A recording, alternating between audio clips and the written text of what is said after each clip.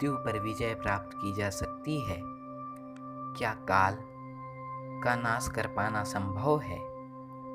क्या एक ध्यान परायण योगी मृत्यु पर विजय प्राप्त कर सकता है?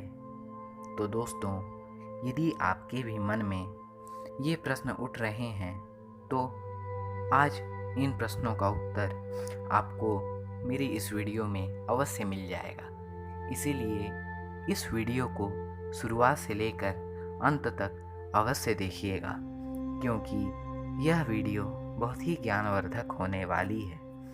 तो बिना किसी देरी के शुरू करते हैं। तो प्रश्न यह है कि क्या काल अर्थात मृत्यु पर विजय प्राप्त की जा सकती है? तो दोस्तों, इसका उत्तर जानकर आपको बहुत ही हैरानी होगी, क्योंकि इसका उत्तर हाँ है। हाँ, काल पर विजय प्राप्त की जा सकती है, परंतु कोई भी मनुष्य या कोई भी जीवित प्राणी काल पर विजय प्राप्त नहीं कर सकता।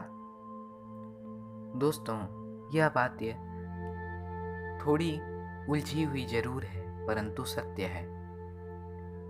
आपने पोकेमॉन नामक एक कार्टून अवश्य देखा होगा। उस कार्टून में जब एक पोकेमॉन विकसित होता है तो वह अनेक प्रकार की नई शक्तियों को प्राप्त कर लेता है, परंतु जब तक एक पोकेमॉन विकसित नहीं हुआ होता तब तक वह अपनी उन शक्तियों का प्रयोग नहीं कर पाता। ठीक उसी प्रकार जब एक मनुष्य विकसित होता है तो वह एक योगी कहलाता है, एवं जब तक मनुष्य विकसित नहीं हुआ होता तब तक वह एक योगी की शक्तियों का प्रयोग नहीं कर सकता। अर्थात मृत्यु पर विजय प्राप्त करने के लिए एक मनुष्य को विकसित होना पड़ता है, और योगी एक मनुष्य की सर्वोत्तम संभावना है। दोस्तों, एक योगी की भी सबसे ऊंची संभावना यही है कि वह मृत्यु पर विजय प्राप्त कर ले। इसीलिए मृत्यु पर विजय प्राप्त कर पाना एक मनुष्य के लिए बहुत ही कठिन कार्य है। दोस्तों, यदि योगी अपनी परम संभावना को जान लेता है तब वह मृत्यु का नाश कर डालता है, अर्थात मृत्यु पर विजय प्राप्त कर लेता है। बहुत से लोगों को यह लगेगा कि ये असंभव है, परंतु मित्रों, जिस प्रकार हम ब्रह्मांड का रहस्य नहीं समझ सके, ठीक उसी प्रकार हम ब्रह्मांड के रचयिता का भी रहस्य नहीं समझ सकते। अब प्रश्न यह उठता है कि एक योगी यह सब कैसे कर सकता है? तो यह बात बिल्कुल भी आसान नहीं है। एक योगी को भी अपनी चरम ध्यान सीमा पर पहुंचना होता है, तभी वह मृत्यु तथा काम दोनों पर विजय पाकर अनेक सिद्धियों को प्राप्त कर लेता है। दोस्तों, यह हो गई मृत्यु पर विजय प्राप्त करने की बात, परंतु इस तपस्या का नाम क्या है एवं यह तपस्या कैसे की जाती है? तो इसका उत्तर हमारे हिंदू महाग्रंथ शिव पुराण में भगवान शिव द्वारा बताया गया है। भगवान शिव कहते हैं कि एक योगी जब पूरी तरह से समस्त बंधनों से मुक्त हो जाता है तब वह समाधि तपस्या प्रारंभ कर देता है। ऐसे में साधक को चाहिए कि वह प्राणायाम द्वारा योगा का अभ्यास कर ले और अपनी समस्त इंद्रियों को वश में रखे। जब रात में सभी लोग सो जाएं, तो दीपक बुझाकर अंधकार में ध्यान धारण कर ले। एक योगी को चाहिए कि वह अपने दोनों हाथों की हथेलियों की तर्जनी उंगली अर्थात अंगूठे से लेकर चौथी उंगली को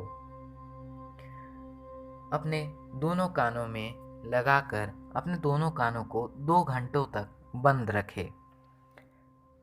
ऐसे में साधक के मन में किसी भी प्रकार के विचार नहीं आने चाहिए।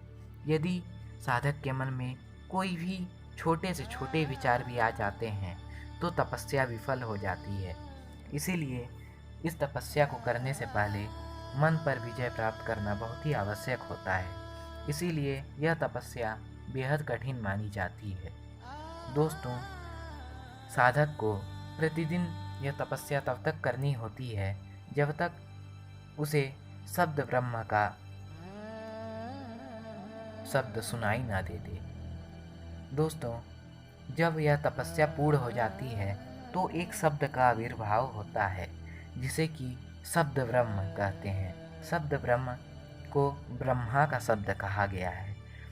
कहा गया है कि यह शब्द जब सुनाई पड़ता है तब साधक मृत्यु तथा काम दोनों को जीतकर सभी जगह विचरता है, अर्थात मोक्ष को प्राप्त हो लेता है एवं शरीर सहित वह सभी जगहों पर जाने में सक्षम हो जाता है।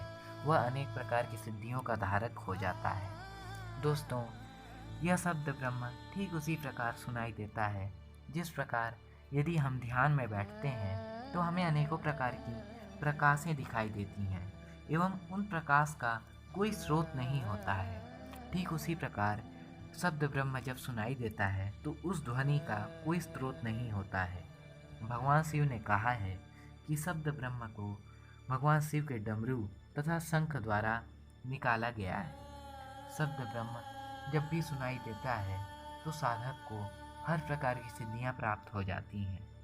शब्द ब्रह्म साक्षात भगवान शिव का शब्द कहा गया है। तो दोस्तों, यह थी मृत्युंजय तपस्या की वीडियो। आज के लिए बस इतना ही। मिलेंगे एक नई ज्ञानवर्धक जानकारी के साथ अगली वीडियो में। तब तक जय हिंद, जय भारत, हर हर महादेव।